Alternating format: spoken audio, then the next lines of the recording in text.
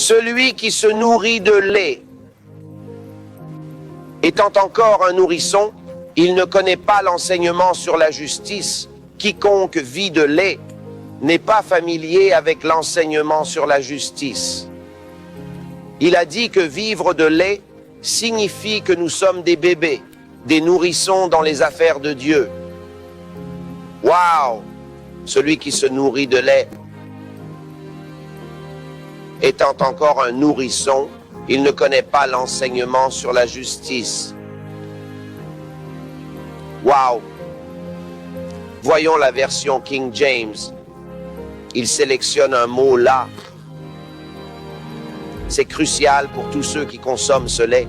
C'est incompétent, incompétent, aparas et aparas. Je vous ai expliqué que cela signifie en grec inexpérimenté. Cela veut aussi dire ignorant.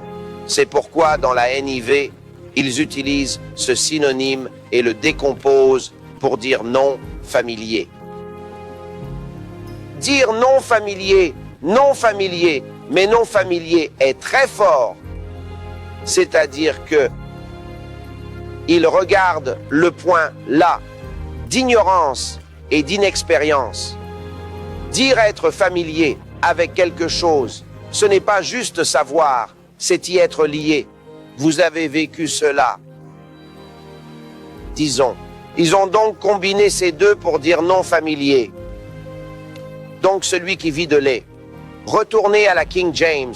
Tout le monde qui est novice dans la parole de justice car il est un bébé, et c'est très important. Instructif, car cela dit que celui qui utilise du lait, que voulez-vous dire par lait? Cela signifie qu'il fait référence aux principes fondamentaux, les principes de base élémentaires, les principes des doctrines du Christ, juste les choses de base, les choses élémentaires. Ok? Si vous voulez plus d'infos, allez au chapitre 6 et lisons le verset 1. Laissez les principes de la doctrine du Christ. Il vous dit de grandir. Ne restez pas dans les bases de la doctrine du Christ.